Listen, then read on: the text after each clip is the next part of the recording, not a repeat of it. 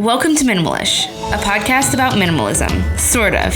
I'm your host, Desiree, and I strongly believe that minimalism isn't meant to be an identity, a standard to live up to, a set of rules, or anything along those lines, but rather just a tool to help us make room for the things that matter in our lives. And it looks different for everyone.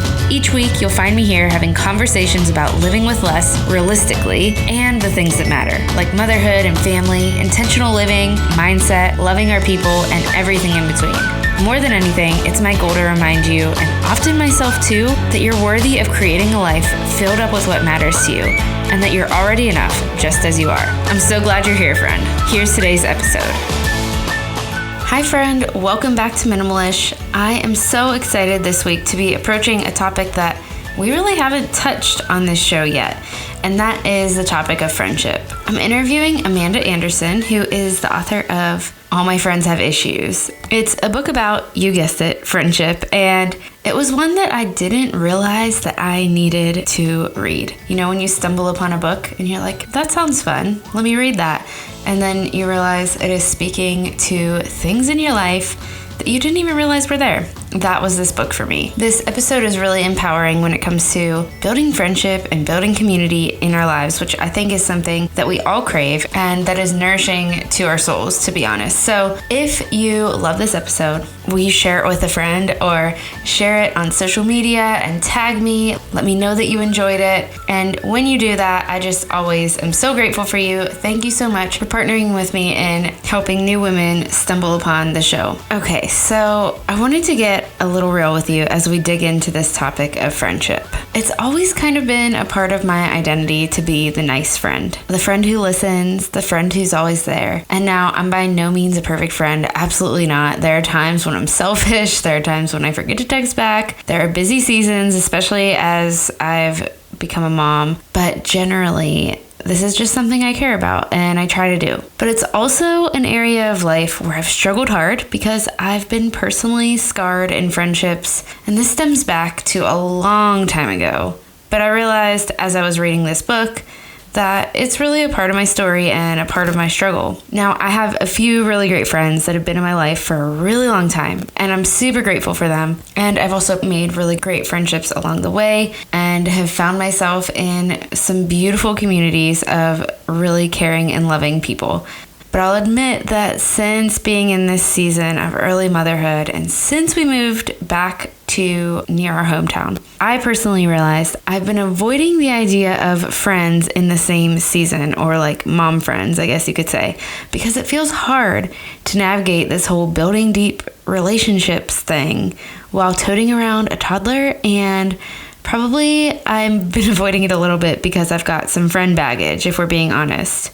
And I think kind of the insecurities that motherhood can bring has kind of just deepened the fears that I feel about friendship and making new friends. So I wanted to say that and get really honest about that, because every time I feel hesitant to get honest about something on here, I remind myself that I refuse to believe that I'm alone in my struggles, and my goal is to make sure that you know that you're not alone either. So there that was. I just had to tell you that, because if you're approaching this conversation on friendship with hesitancy, just know you're not alone. It can be really hard to put ourselves out there and be vulnerable to build new, deep friendships and hope people will accept the good and the bad parts of us. If this topic kind of makes you feel like, do I really want to listen to this one?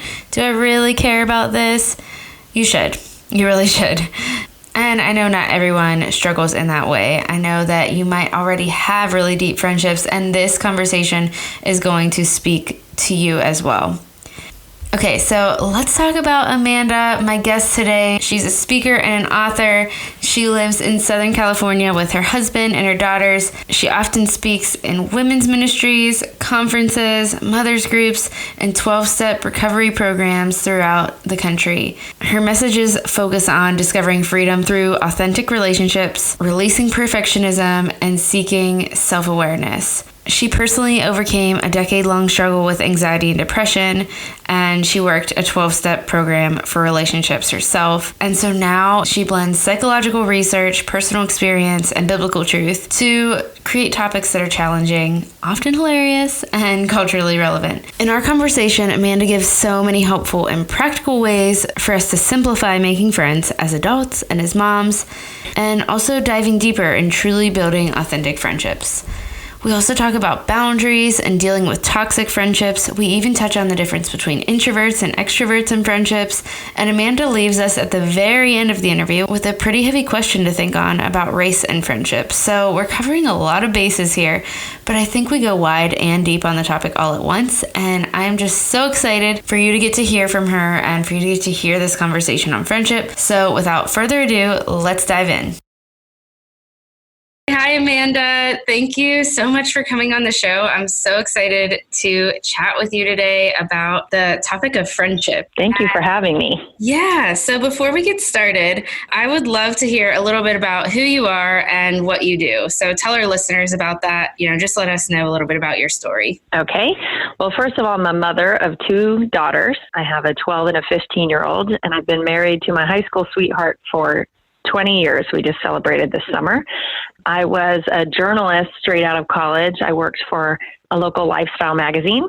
So I did travel writing and feature stories and things like that. But I gave up that job when my oldest was 2 years old to stay home with her, which was a huge change, obviously. Yeah. And spent many years volunteering in a Mothers of Preschoolers group. And that kind of gave me some identity. I got to use my leadership skills and things like that. Started a blog, kept writing because I just had to. So I wrote a lot about mothering, and I had a blog called Scraps of Soul. So I wrote a lot about scrapping my stuff and trying to find intentionality and all my sort of misadventures with my daughter. And then I started speaking to young mothers groups. And so now I teach about 24 moms groups a year in Southern California where I live. And I teach women's retreats and conferences. And then I just published my first book. It just came out in July. It's called All My Friends Have Issues. And that's been a really fun experience. A lot of what I wrote about, I learned from talking to hundreds of moms that I've spoken to over the last 7 years. That's awesome. And first of all, congrats on 20 years of marriage. That's amazing. Thank you. And also, I think it's really cool that you kind of have gained all these experiences from the Mothers of Preschoolers, MOPS. I know that, those groups are for moms that are really in the trenches of toddlerhood. So it's really cool to just hear that as a mom of a toddler right now, just like that these stories that you're telling in the book and everything that you've learned about friendship and that you're now like serving women through these stories and through what you've learned kind of came from that experience. So I am excited to chat with you on that. And today, and what we're going to focus on is I want to ask you some questions on just like how can we really simplify the process of finding authentic friendships as moms, because I think I've found that it's hard to make friends as adults. Has that been like your experience? Is that what this came out of for you? It really did. I think everyone struggles with that to a degree. And as moms, we really do, because we become aware of our loneliness when we're home with children, or even if you're a working mother, working out of the house and have children. Everything in your life is in such a transition when you become a parent that, you just need people who are connecting. But it was difficult for me. I really struggled with loneliness, and MOPS really helped me. But I also needed someone to help me navigate, like, what does a healthy friendship look like? And I kept thinking, why doesn't anyone come and teach us that? And then about 5 years later, God's like, I would like you to do that. Yeah. Okay.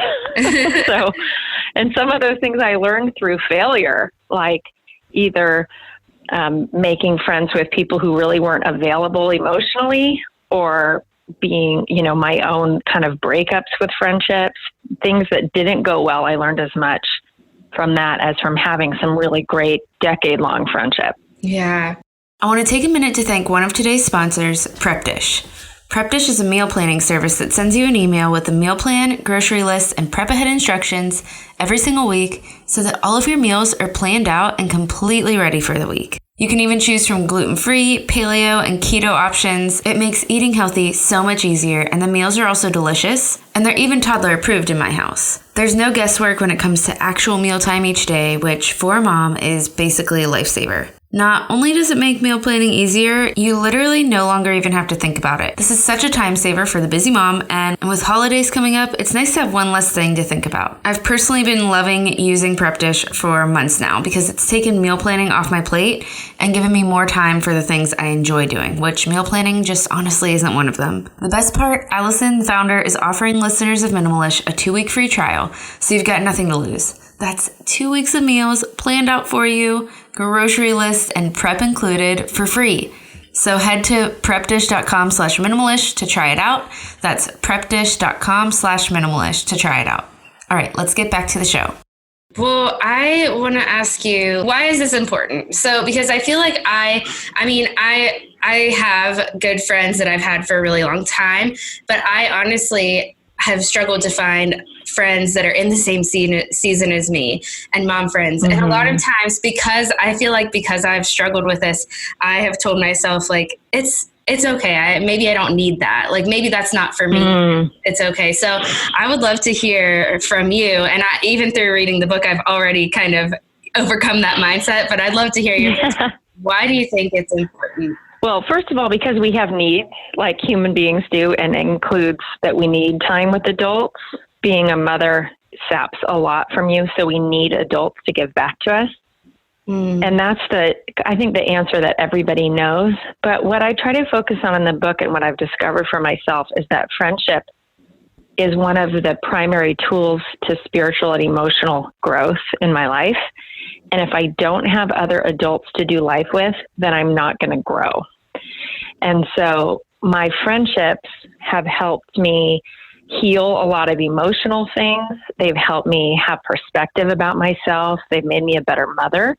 Our children are not meant to be our friends. And they aren't meant to meet our emotional needs. We're supposed to meet theirs. And I don't care who you are or how functional of a childhood that you had. When you have kids, things come out in you that you didn't know was still broken. That's been my experience and what I've found with so many other moms that I talk to. So having friends to process those realities with is just incredibly powerful. And it takes the pressure off our children as they grow to not have to be our peers. So that's the deep emotional reason. Like, this is serious business, being an adult, and we need adults to help us adults. Children can't help us adults. Yeah, that's so good. And that's such an important perspective that I think really gets lost in our culture because, there is that image out there that, we are supposed to be our child's best friend. And then if we try to let them feel that, then it can feel like, oh, okay, then I have friendship in my children, but it's a totally different level to have friendship outside of that. So thank you for that. Okay. So let's talk about actually making it happen, because I know that's the hard part. It takes getting over that belief of maybe this isn't important first, but then how do we simplify the process of finding real, authentic friendships? Because we both kind of agreed it is kind of hard to do, and it's hard to do in this season of life. So as moms, how do we simplify that, since this podcast is all about simplifying? First, I want to say why I think it's difficult and why simplification is important. Part of why it's difficult is because I'm going to speak specifically to the mothers of toddlers and infants that are trying to figure it out. There's this complex thing that's happening that you're figuring out what your values are and what kind of a parent you want to be. And so being around other people who are doing it differently can be challenging. You have this option of, what if our kids don't get along, right? I've had great friendships, and then our toddlers start hitting each other. That's a whole nother level. So it's complicated, and we have to kind of let go of perfectionism when we're making friends. The idea that one friend is going to meet all of our needs. is something that we have to let go of before we start this process. Like, it would be easier. It's what I wanted. I wanted like a wife. I wanted one friend that could do all the things, meet the emotional needs. Our kids got along great. Our husbands became best friends. That was like my perfect picture. And so first of all, just kind of letting go of the idea that I'm going to find one person. And then the second thing to let go of is I'm going to find a tribe. Like that's our big thing in our culture. I need my tribe. I need my tribe. Well, not all my friends are friends with each other. So I kind of go with, and this is the simplification part, I go with the bridesmaid approach. I want bridesmaids rather than a tribe. So there's like a group of people that are going to be my friends, and I'm going to build one good friendship at a time as an individual and be okay with we're not all together. Like when you join a MOPS group, it'd be great, or a small group Bible study. It'd be awesome if everyone at the table became great friends and you all did life together. But that's very challenging. So kind of letting go of those expectations is one of the first things that I recommend to young moms. But so then the next step would be, just like anything you're doing, any goal setting that you're doing, is to know what it is that you really want. So I really recommend actually making a list. What do I really want out of a friend? What am I most craving in my life? Do I need a walking partner, someone to help me get out of the house? Am I looking for someone who wants to go shopping with me? Do I love to go to the movies and I don't have anybody to go to the movies with anymore? Do I love to read? Maybe a book club's the right choice for me. So if you start thinking about what are the things that I'm really longing for, then we can become intentional inviters. So if what you really need, what you really crave is to have someone to push the stroller around your neighborhood, then you can ask people for that specific thing. That's a great way to make a friend. Hey, do you want to walk once a week? Could we get together on Tuesday mornings to take a walk? Because then you're giving someone a concrete way to be invited and be part of your life, and they can give you an honest yes or no, and it takes sort of the guesswork out of if this relationship's going to work out. Yeah, I love that. That's such a good way of looking at it. And I just love the idea that, I can see that in myself when I'm thinking of like making new friends. One, I think how it's so hard, to get from that, to get to that deeper level of friendship, which maybe that's a question I'll ask you too. But two, I think more information too. But yeah, break it down. We start with the basic level. It's very much like being a little girl who goes over and says, can Nancy come out and play? Many people are lonely, and few people are offended by being invited into something. It feels good to be chosen. So to be someone who actually just simply says, hey, would you like to come to my book club? Or would you like to meet at Target and do some of our Target errands together? One of my favorite things is to push a cart around Target with a friend and get our shopping done with the kid in the cart and talk to each other, maybe get a coffee and get something done at the same time, truly doing life together.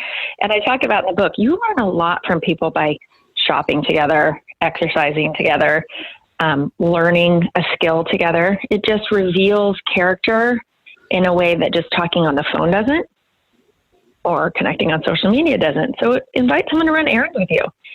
I spent a lot of time just doing Billy, let's meet for coffee and then walk through the grocery store with my friends at that stage. Yeah, absolutely. That makes a lot of sense. And I think that's something that, especially at the toddler age, or having multiple kids of different ages, just young children, like that's something that I know I personally crave, is to just not be alone in those times when it can be high stress. You got a kid crawling out of the car, and to know that you are not alone in that one, and two, that you are seen and maybe have some helping hands, or you can be the helping hands as well. So totally, like you take turns. I'll hold the baby, you go to the bathroom, just really help each other out that way. One great idea is, say you've got kids in preschool and you like the look of a mom in the line, ask her, hey, so many of us, we make the mistake, and I get it, I do it, where I've got 3 hours where my child is in preschool. I better go run all my errands. The reality is you could take your kids running errands, but you probably can't have an uninterrupted hour-long conversation. So what if you started inviting the mom at preschool, hey, after we drop off, do you want to do an hour coffee date before we run our errands? And just make a priority of getting a little alone time with people too. Yeah. Connect with the people that are already on your schedule. That's one of the things that's hard too, right? It's like, I'm a Tuesday, Thursday preschool kid, and my friend is a Monday, Wednesday, Friday. We can't seem to connect. Try to connect with the people that are already on your own schedule and see what happens. Yeah. It simplifies it. I'm taking a quick break to tell you about one of our sponsors today, Bombas. Did you know that socks are the #1 requested clothing item in homeless shelters? I didn't know this, but when I learned about Bombas and their mission, I was absolutely on board. Bombas is on a mission to change this. They've created the most comfortable sock, basically in the history of feet, and for every pair purchased, Bombas donates a pair to someone in need. They've donated over 20 million pairs and counting to homeless shelters, which I think we can agree is amazing. They've designed their socks with special comfort innovations like arch support, a seamless toe, and a cushioned footbed. Plus, with the upcoming holiday season, socks are always a great gift because pretty much everyone wears them, and with tons of colors, patterns, lengths, and styles, they've got something for everyone on your list. My new favorites are their merino wool socks.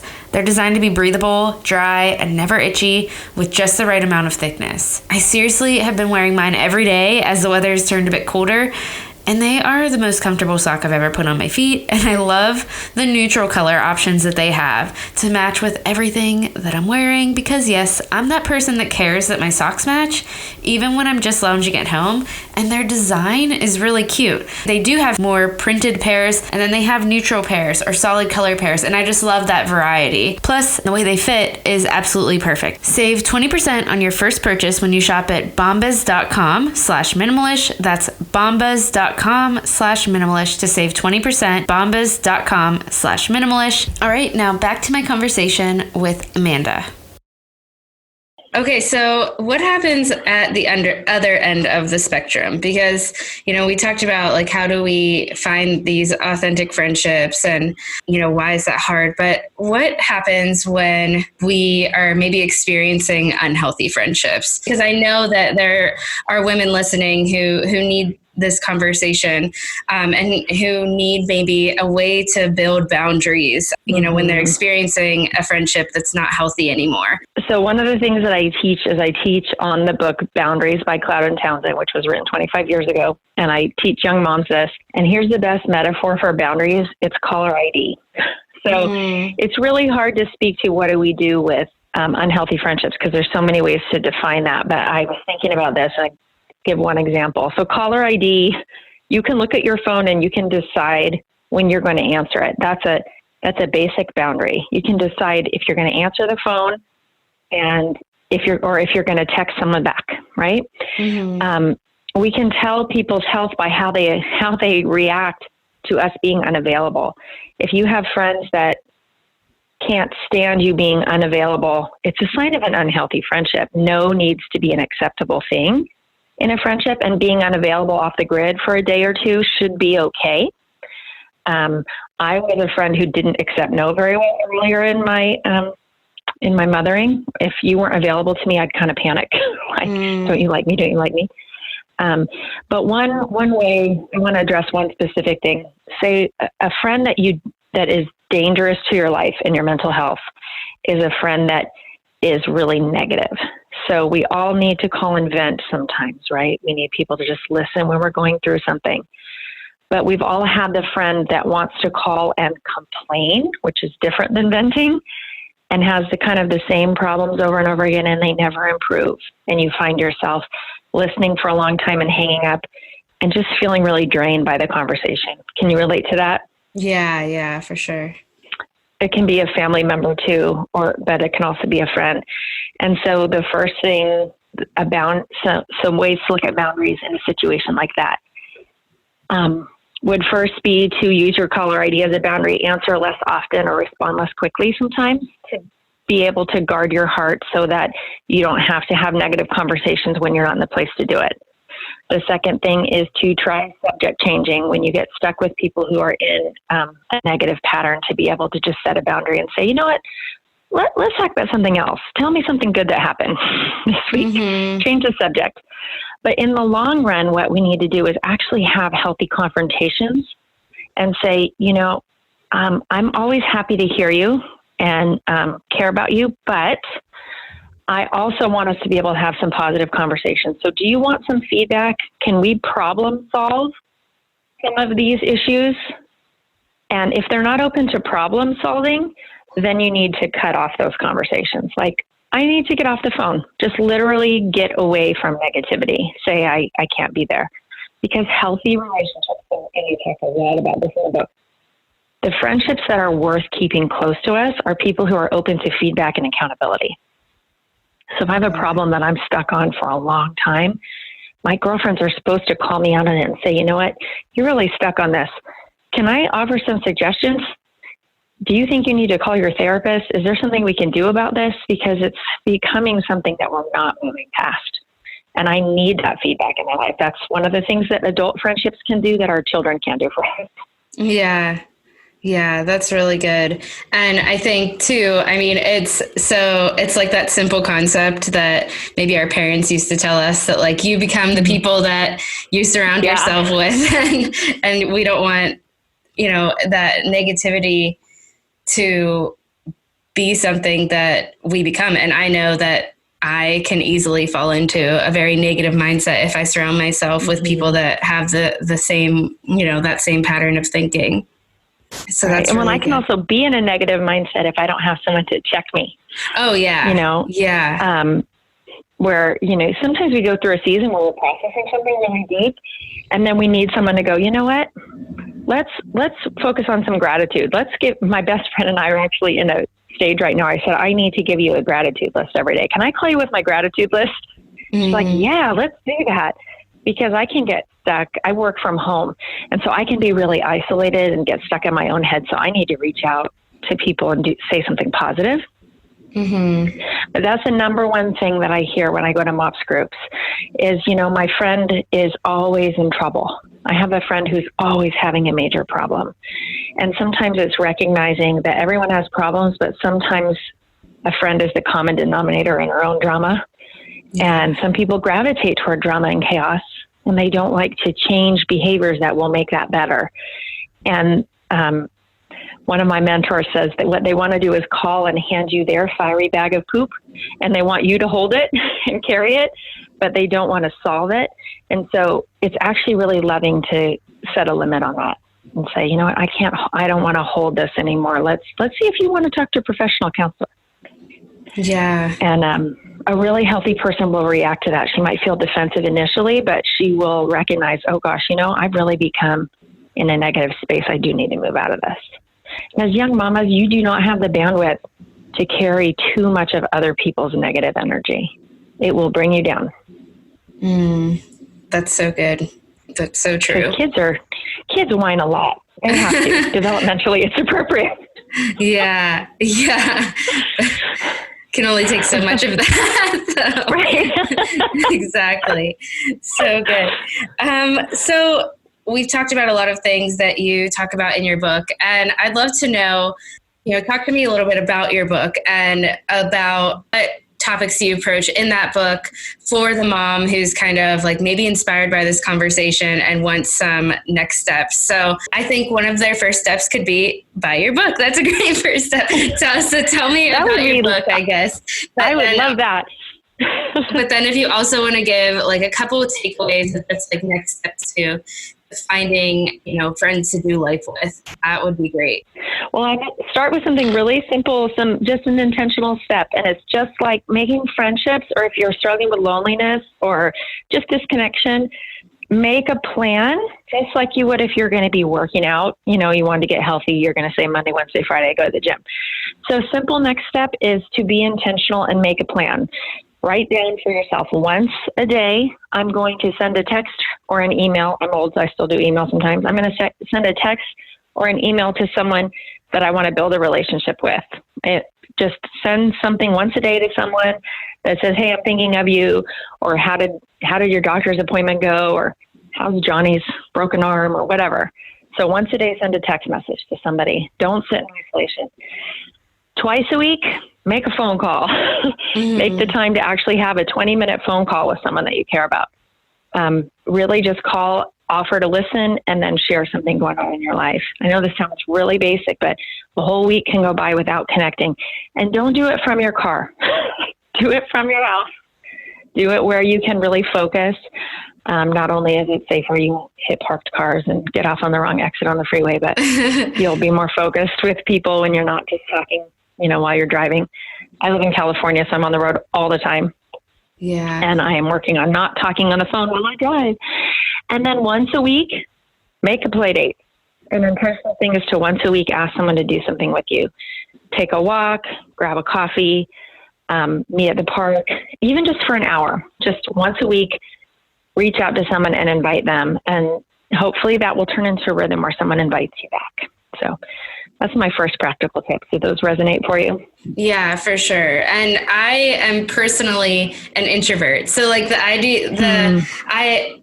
I care about people so much, and I love connect. Like I look back on the times in life, which I'm sure, anyone who have experienced these times in life can relate, of just like college, where I had these deep friendships that were just built into my life because I lived with, other women, or just, even thinking back on years before that, where it's like friendship was what you do for, like, you don't have a husband or a spouse, and you don't have, you don't have other little ones to be responsible for. Right. So it was like friendships. And I look back and I think, I was so filled up by those friendships, even though I was with people a lot, and I still needed alone time to recharge. Yeah.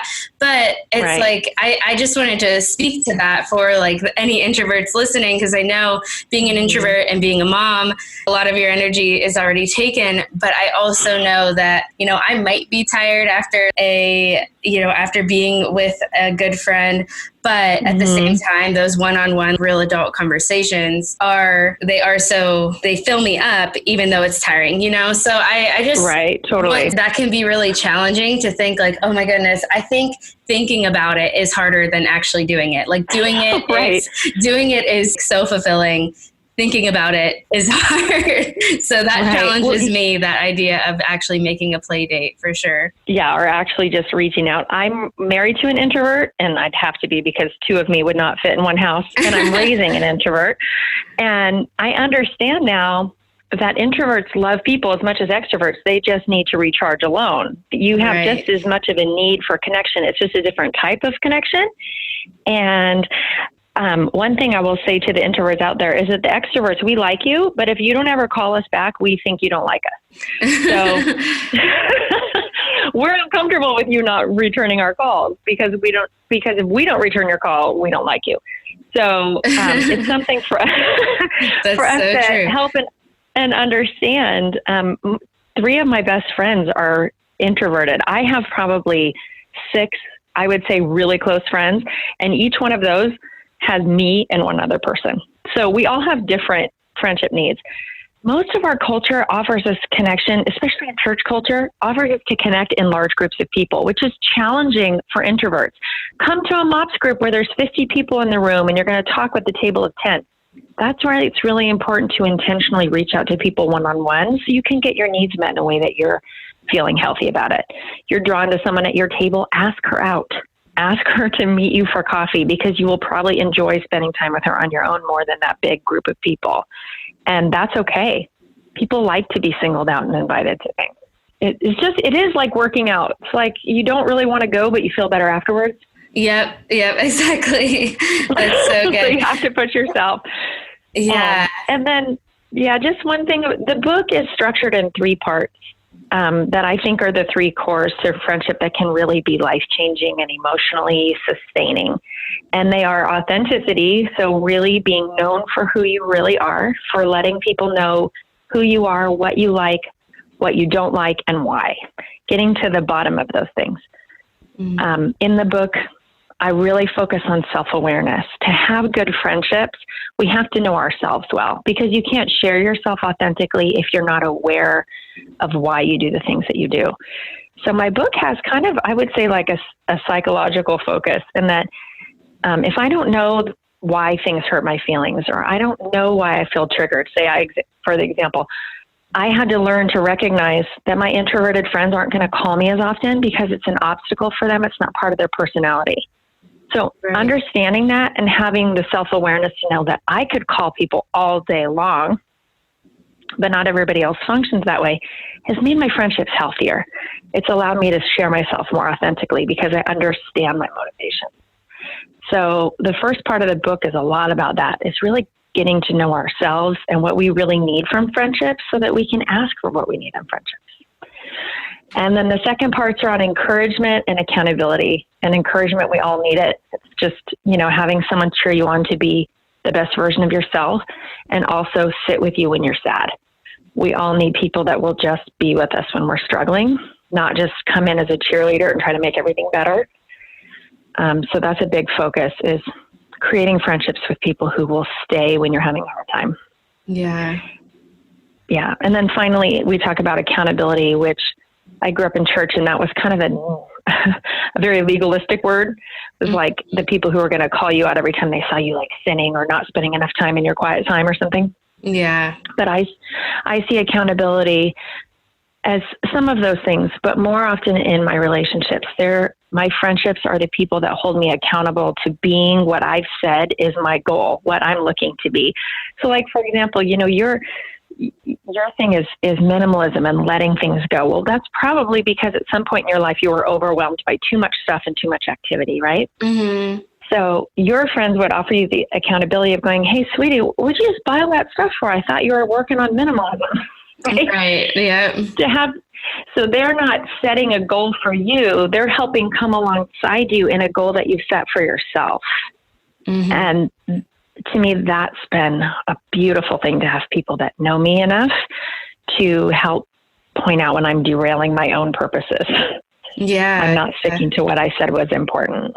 Yeah, I love that definition and look at accountability, because being a Christian myself and just being immersed in church culture, it, especially as a teenager, I feel like I experienced that accountability, and that's just what what that word kind of resonates in my head, is kind of that, legalistic term. But I love that idea, mm-hmm. And as I've grown into an adult, I've obviously, thought of accountability in different ways, because I've been in the workplace and there's accountability in the workplace. But yeah, to mm-hmm. think about how friends can point you towards your specific goals through accountability. That's so important. Mm-hmm. Mm-hmm. And you can ask them for help. Yeah. Right. Yeah. I love that. Okay. Well, thank you so much. I just really love this conversation, and a lot of things that honestly I'm dealing with. And I just know that a lot of listeners are dealing with as well, because friendship is hard, and it's especially mm-hmm. hard as moms. So before we go, though, I love to ask 2 questions to every guest, and they're just kind of fun, but I'd love to know, 1, what is something that you're simplifying? I have been cleaning out my kitchen. And things that are on my chopping block, so to speak, I am letting go of a lot of cookbooks and a lot of instructional books. I'm a seamstress, so I tend to buy cookbooks and sewing books that have one pattern or one recipe that I love. So I have been going through and taking pictures of that one recipe, that one pattern, and then blessing someone by giving that book away. It is lovely to not have a 100-page Martha Stewart baking handbook when there's just one banana cake in there that I like. So, yeah. As an author, and I love books, so I tend to want to collect books, but they're literally getting dust. So I'm letting go of books that I'm not actually opening. They're not trophies. They can go. That's so good. And I also would love to know, what is something that you're loving right now? So it can be just anything you can't stop talking about, anything like that. Well, I'm reading a book that came out the same day as mine. One of my endorsers, actually, her name is Vivian Mabuni, and she works for Cru, which is a college ministry, and she wrote a book called Open Hands, Willing Heart, and I'm just almost finished with it, and it is just a wonderful book about embracing your purpose in life, but she brings in some things that are really different. I'm reading an article, or one of the chapters today I was just reading was about understanding racism and social justice in the church, and how to recognize how we can open our hands more to diverse community. So I'm kind of obsessed with that book right now. She talks about what to do when your plan gets derailed and God says no. So that's a book I'm loving. Open Hands, Willing Heart. Yeah, that sounds really good. I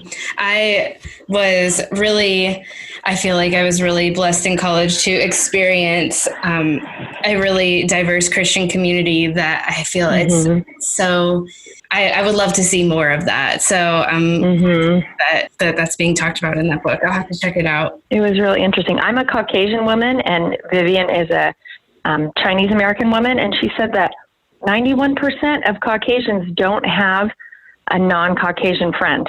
And that just, I was like, wow, that's wild. I live in a really ethnically diverse area. And I'm like, is that true? And why is that? And it was just a fascinating thought to me. So I'm meditating on those things. Yeah, that's really something to think about for sure. So thank you for sharing that. Okay, well, thank you for chatting. I really love this conversation.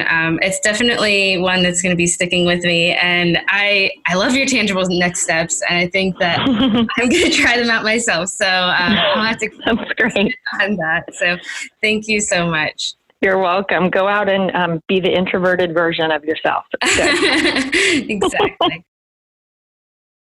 So I personally felt really empowered by my conversation with Amanda. Just a new confidence in the fact that making friends doesn't have to be as complicated as it feels in my head sometimes. So I hope you feel the same way. If making friends feels hard, I hope that this conversation kind of empowers you to just, for lack of better words, put yourself out there more and find friends, find people to do this life with. And like Amanda said, I just want to emphasize it doesn't have to be about the tribe. It doesn't have to be about finding one person, one best friend that's going to fulfill all of our needs. It's like this cultural picture of that deep, close, perfect friendship where you fulfill all of each other's needs, and that's not what it has to look like. So I feel like that is really hard to find and probably impossible for many of us.